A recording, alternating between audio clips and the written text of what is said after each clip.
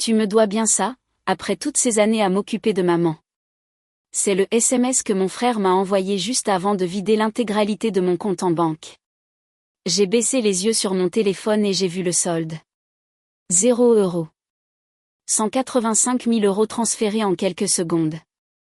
Ce n'était pas seulement mes économies. C'était l'argent de l'indemnisation pour l'opération de la jambe de ma fille, Camille. C'était la seule chose qui la séparait d'une vie de douleur. Et l'historique des transactions montrait sans aucune ambiguïté qui était le coupable, l'iPhone de Thomas. Mon frère ne s'était pas contenté de me voler. Il avait volé une enfant handicapée de 10 ans parce qu'il estimait avoir droit à sa part du gâteau. J'ai fixé l'écran et, pour la première fois de ma vie, je ne me suis pas sentie comme la sœur gentille et serviable. Je me suis sentie comme une auditrice légale qui venait de trouver sa prochaine cible.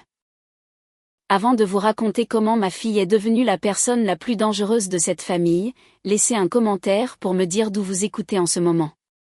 Je veux voir qui est de notre côté. Vous vous posez probablement la même question que le service de lutte contre la fraude m'a posée plus tard. Pourquoi une auditrice légale, quelqu'un qui traque les criminels financiers pour gagner sa vie, a-t-elle donné à son frère au chômage l'accès à son compte en banque? Ça paraît stupide dit comme ça. Mais l'abus financier ne commence pas par un vol. Il commence par une histoire. Pendant 10 ans, l'histoire dans ma famille était simple. Julie est partie et Thomas est resté.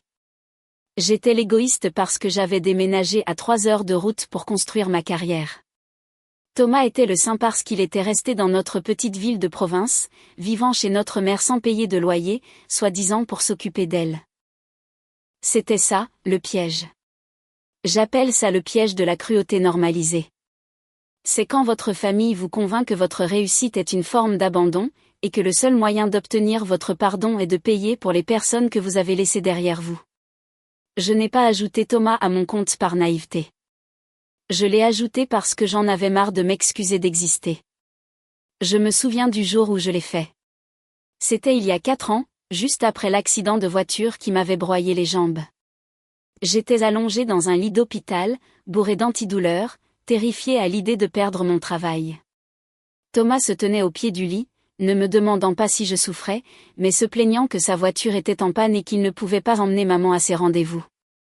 Je ne peux pas tout porter toute seule, Julie, avait-il dit, en regardant mon plâtre comme si c'était un désagrément pour lui. Tu as le super boulot. J'ai le fardeau. Alors, je l'ai ajouté comme utilisateur autorisé. Juste pour les urgences, me suis-je dit, juste pour l'essence et les courses pour maman. J'avais l'impression d'acheter la paix. Je pensais que si je payais assez, ils arrêteraient enfin de m'appeler la sœur égoïste. Je ne savais pas encore qu'on ne peut pas acheter la paix à des gens qui profitent de vos propres guerres. Au fil des ans, le terme « urgence » est devenu très vague.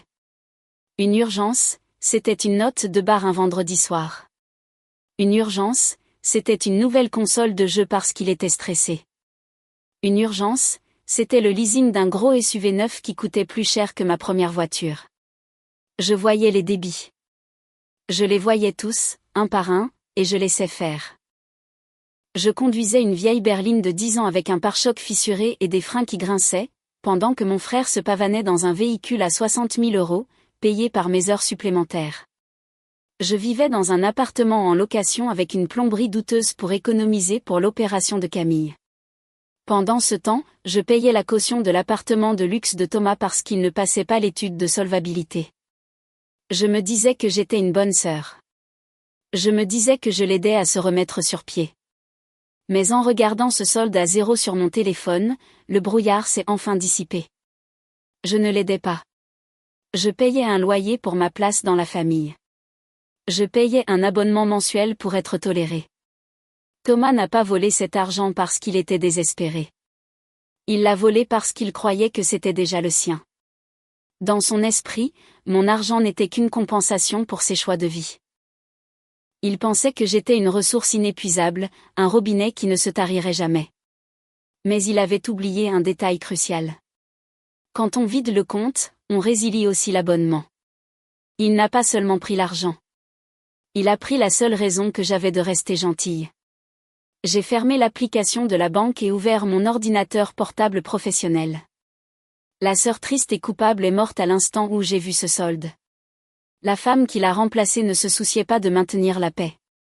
Elle ne se souciait que de l'audit. J'ai récupéré les métadonnées. Il était temps de voir exactement ce que mon frère avait acheté avec mon silence. J'ai fait craquer mes doigts et je me suis connecté au tableau de bord d'investigation. Pendant des années, j'avais utilisé ces outils pour traquer des blanchisseurs d'argent pour les cartels et des détourneurs de fonds en entreprise. Je n'aurais jamais pensé les utiliser pour traquer mon propre frère. Je n'ai pas seulement regardé l'application de la banque. J'ai extrait les métadonnées brutes de la transaction. L'écran s'est rempli de lignes de code, mais pour moi, c'était une carte. L'argent n'était pas allé directement sur le compte courant de Thomas. Ça aurait été trop facile, trop traçable. Au lieu de ça, il avait été acheminé à travers une série d'étapes numériques conçues pour ressembler à des achats légitimes. Mais Thomas n'était pas un cerveau du crime. C'était juste un type qui regardait trop de films. J'ai tracé le numéro d'acheminement du compte destinataire. Il appartenait à une société écran appelée Obsidian Venture SARL. Le nom me disait quelque chose. J'ai ouvert mes dossiers de travail et lancé une recherche. Une correspondance est apparue instantanément. Obsidian Venture était signalé dans une base de données gouvernementale comme une façade connue de blanchiment d'argent pour un réseau de jeux en ligne opérant depuis l'Europe de l'Est. Mon estomac s'est noué. Ce n'était pas juste un vol familial. Ce n'était pas juste Thomas qui prenait de l'argent pour s'acheter une nouvelle voiture ou rembourser une carte de crédit. Il avait viré 185 000 € directement à un syndicat du crime international. Il avait franchi la ligne d'un litige civil à un crime grave. Fraude par virement, blanchiment d'argent, association de malfaiteurs. Je me suis penché en arrière sur ma chaise, la lueur de l'écran illuminant la cuisine sombre. Thomas se croyait malin. Il pensait probablement que faire transiter l'argent par un compte professionnel le cacherait. Au lieu de ça, il venait de me donner les codes de l'arme nucléaire. Il n'était plus seulement un voleur. Il était devenu un problème pour le gouvernement français. J'ai continué à creuser. J'avais besoin de plus que la simple trace de l'argent. Je devais savoir où il se trouvait en ce moment même. J'ai extrait les données GPS de son appareil associé. L'historique de localisation peignait un tableau accablant. La veille après-midi, quand il m'avait dit qu'il emmenait maman chez le médecin, son téléphone bornait près d'une antenne relais à côté du casino à la frontière. Il n'avait pas été avec maman. Il avait été en train de jouer ses dernières économies, devenant probablement assez désespéré pour finalement appuyer sur la gâchette et prendre mon argent. Puis j'ai entendu un léger bruit derrière moi. Je me suis retourné. Camille se tenait dans l'embrasure de la porte, serrant son lapin en peluche. Elle paraissait petite dans son pyjama trop grand, mais ses yeux étaient grands ouverts et d'une clarté terrifiante. « Il l'a pris ?» demanda-t-elle. Sa voix était calme, posée. « Est-ce que tonton Thomas a pris l'argent pour ma jambe ?» J'ai regardé ma fille. Je voulais mentir. Je voulais lui dire que c'était une erreur, un bug, quelque chose que je pourrais régler avec un coup de fil. Mais j'en avais fini de mentir pour protéger les gens qui nous faisaient du mal. « Oui, ai-je dit. Il a tout pris. » Elle n'a pas pleuré. Elle n'a pas crié. Elle a juste hoché la tête. Une sombre compréhension s'est installée sur ses traits, une expression qu'aucun enfant de 10 ans ne devrait jamais avoir apportée. « Alors, on va le faire tomber ?» a-t-elle dit. Ce n'était pas une question. C'était un ordre. Et en la regardant, j'ai réalisé qu'elle avait raison. Nous n'étions plus des victimes. Nous étions des chasseuses, et la chasse ne faisait que commencer. J'avais le où et le comment. Maintenant, il me fallait le pourquoi. Ou plutôt, il me fallait la preuve de l'intention. Dans une affaire criminelle, la différence entre « ma sœur a dit que je pouvais l'emprunter » et « j'ai conspiré pour commettre une fraude par virement » n'est souvent qu'un simple SMS. Et Thomas était négligent avec ses traces numériques. Je n'avais pas besoin d'un mandat pour voir ses communications. Des années auparavant, quand je lui avais acheté son premier iPhone pour qu'il puisse postuler à des emplois, je l'avais ajouté à mon forfait de partage familial. Il ne l'avait jamais quitté. Il avait probablement oublié son existence. J'ai ouvert le tableau de bord du cloud et cliqué sur les archives de messages.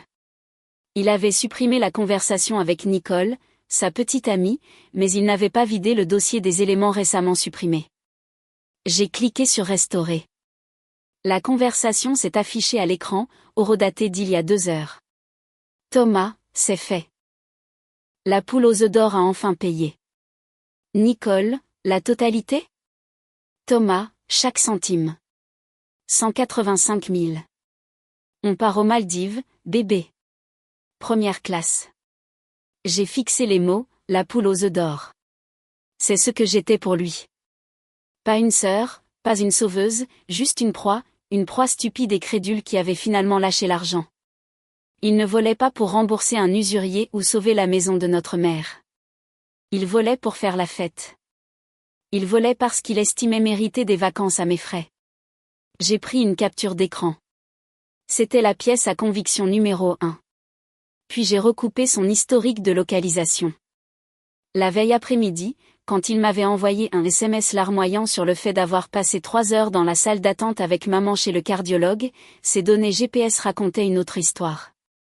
Il n'était pas à l'hôpital. Il était au casino, assis au même endroit pendant 4 heures. L'horodatage de son SMS me demandant de l'argent pour l'essence correspondait à un retrait au distributeur du casino. Il avait joué ses derniers 20 €, était sorti jusqu'à sa voiture et avait décidé de me voler. Ce n'était pas du désespoir. C'était un sentiment de dû. J'ai senti une rage froide s'installer dans ma poitrine, chassant la panique. Je ne tremblais plus. Je m'organisais. J'ai créé un nouveau dossier sur mon bureau intitulé « Preuve ». J'y ai glissé les relevés bancaires, le profil de la société écran, les historiques de discussion et la carte GPS. Puis j'ai entendu le plancher grincer. Je me suis retournée d'un bond. Camille était là. Elle ne dormait pas. Elle tenait sa tablette, son visage pâle à la lueur de l'écran. Elle s'est approchée de moi, ses yeux balayant le texte en rouge sur mon onglet bancaire. Il n'y est plus, demanda-t-elle. Je voulais la protéger. Je voulais lui dire de retourner au lit, que maman allait tout arranger. Mais elle avait 10 ans et la maturité d'une femme de 30. Elle savait ce que cet argent signifiait. Elle savait que c'était la seule raison pour laquelle nous mangions des céréales de marque distributeur et conduisions une voiture avec un voyant moteur qui ne s'éteignait jamais. Oui, ai-je dit. Il a pris l'argent de l'opération. Elle a regardé l'écran, puis la photo de Thomas que j'avais affichée. Elle n'a pas pleuré. Elle n'a pas demandé pourquoi il avait fait ça. Elle m'a juste regardé avec une clarté féroce et terrifiante. Alors, on va le faire tomber. Ce n'était pas une question. C'était une affirmation. Elle a tiré une chaise à côté de moi et s'est assise. Je peux aider, a-t-elle dit. Je sais où il cache ses mots de passe. J'ai regardé ma fille et pour la première fois de la nuit, j'ai souri. Ce n'était pas un sourire aimable. C'était le sourire d'une femme qui venait de réaliser qu'elle ne se battait pas seule. Allez, ai-je dit. Au travail. Je n'ai pas appelé la police locale. La police prend des dépositions. Ils notent ce qui s'est passé et vous disent d'appeler votre banque le matin. Ils n'ont pas le pouvoir d'arrêter un virement qui est déjà à mi-chemin vers une société écran offshore, mais le service des fraudes financières, oui. J'ai ouvert mon portail de travail sécurisé. Dans mon métier, nous avons une ligne directe avec Tracfin, l'organisme de lutte contre le blanchiment d'argent. On appelle ça une déclaration de soupçon. Normalement, son traitement prend des jours. Mais quand vous signalez une transaction comme étant liée au financement du terrorisme ou au blanchiment d'argent international impliquant une entité écran connue comme Obsidian Venture, le système n'attend pas qu'un humain boive son café. Il réagit. J'ai tapé l'identifiant de la transaction. J'ai signalé le destinataire et j'ai cliqué sur Envoyer. C'était l'équivalent financier d'une frappe aérienne sur mon propre compte en banque. En quelques minutes, le piège s'est refermé. Les défenses automatisées des systèmes bancaires se sont activées. Elles n'ont pas seulement gelé le transfert. Elles ont verrouillé tous les comptes qui y touchaient. Le compte courant personnel de Thomas, son épargne, même le compte de la société écran qu'il essayait d'alimenter. Tout a été gelé. Il n'allait pas aux Maldives. Il n'allait nulle part. 10 minutes plus tard, mon téléphone a sonné. L'identifiant de l'appelant indiquait « Thomas ». Je n'ai pas répondu tout de suite. J'ai laissé sonner 2 fois, 3 fois, laissant sa panique mariner. Quand j'ai finalement décroché, je n'ai pas dit bonjour. J'ai juste écouté. « Qu'est-ce que tu as fait ?» a-t-il hurlé. Le son était si fort que j'ai dû éloigner le téléphone de mon oreille. « Bon sang, qu'est-ce que tu as fait, Julie ?» Je ne sais pas de quoi tu parles, ai-je dit, en montant ma voix d'une octave. J'ai canalisé chaque once de la sœur effrayée et soumise que j'étais autrefois. Thomas, je me suis réveillée et l'argent avait disparu. Je crois que j'ai été piratée. Menteuse, a-t-il rugi. Je suis au distributeur. Il a avalé ma carte. L'application dit « gel par les autorités ». Tu as appelé les flics ? Je n'ai appelé personne, ai-je sangloté, forçant un tremblement dans ma voix. J'ai peur, Thomas. C'était l'argent de l'opération de Camille. S'il est gelé, je ne peux pas le récupérer. Il faut que tu m'aides. Il y eut une pause à l'autre bout du fil. Je pouvais l'entendre respirer lourdement, les rouages de son esprit désespéré tournant à plein régime. Il avait besoin de cet argent pour payer les gens derrière Obsidian Venture. S'il ne livrait pas, il était un homme mort. Et à ce moment-là, il pensait que j'étais juste une femme confuse et terrifiée qui avait accidentellement déclenché une alarme. « Écoute-moi bien », a-t-il sifflé. « Tu dois arranger ça. Tu dois appeler la banque et leur dire que c'était autorisé. Dis-leur que c'était une erreur. Tout de suite. » Je ne sais pas quoi leur dire, ai-je balbutié. J'ai besoin de toi ici. S'il te plaît, Thomas, viens. On pourra signer tous les papiers dont ils ont besoin. Aide-moi juste à récupérer l'argent. J'arrive, a-t-il dit. Et t'as pas intérêt à jouer à des jeux, Julie, ou je te jure que je fous le feu à cette maison avec toi dedans. La ligne s'est coupée. J'ai baissé le téléphone. Ma main ne tremblait plus. Mon visage était sec. J'ai regardé Camille, qui était assise à la table de la cuisine, me regardant avec de grands yeux pleins d'attente. « Il vient ?» a-t-elle demandé. « Oui », ai-je dit. « Il vient. » Je me suis dirigée vers la porte d'entrée et je l'ai déverrouillée. Puis j'ai éteint la lumière du porche. Je voulais qu'il pense que je me cachais. Je voulais qu'il pense qu'il entrait dans une maison de victimes. Il ne savait pas qu'il entrait dans un piège tendu par les autorités. La déclaration de soupçon n'était pas juste un gel. C'était une balise. Le temps que Thomas arrive dans mon allée, il n'aurait pas seulement affaire à une sœur en colère. Il aurait affaire à tout le poids de l'État. Le piège était tendu. Il ne nous restait plus qu'à attendre le loup. Ils n'ont pas frappé. Ils ont attaqué la porte. Le son du poing de Thomas martelant le bois a résonné dans la maison comme des coups de feu. Dehors, je pouvais l'entendre hurler, sa voix aiguë de rage frénétique et désespérée. « Ouvre cette porte, Julie. Je sais que tu es là. Arrête de te cacher et rends-moi mon argent. » Il ne me parlait pas seulement. Il se donnait en spectacle pour le voisinage. Il était en train d'imposer sa version de l'histoire. J'étais la voleuse. J'étais celle qui retenait sa propriété en otage. C'était la même tactique qu'il utilisait depuis notre enfance. Crie assez fort et les gens supposeront que tu es la victime, juste pour avoir la paix. J'ai regardé Camille. Elle se tenait dans le couloir, serrant sa tablette comme un bouclier. Elle a hoché la tête une fois. Je me suis approchée de la porte, j'ai pris une profonde inspiration et j'ai retiré le verrou. Je l'ai ouverte d'un coup. Thomas se tenait sur le porche, le visage rouge et en sueur malgré le froid. Nicole se tenait derrière lui, non plus en colère, mais simplement effrayée. Enfin, a lâché Thomas en me bousculant pour entrer. « Tu trouves ça drôle ? Je les mécompte ? Je ne les ai pas gelés, ai-je dit calmement, de la même voix que j'utilisais au tribunal. Il s'est retourné vers moi, le doigt tremblant.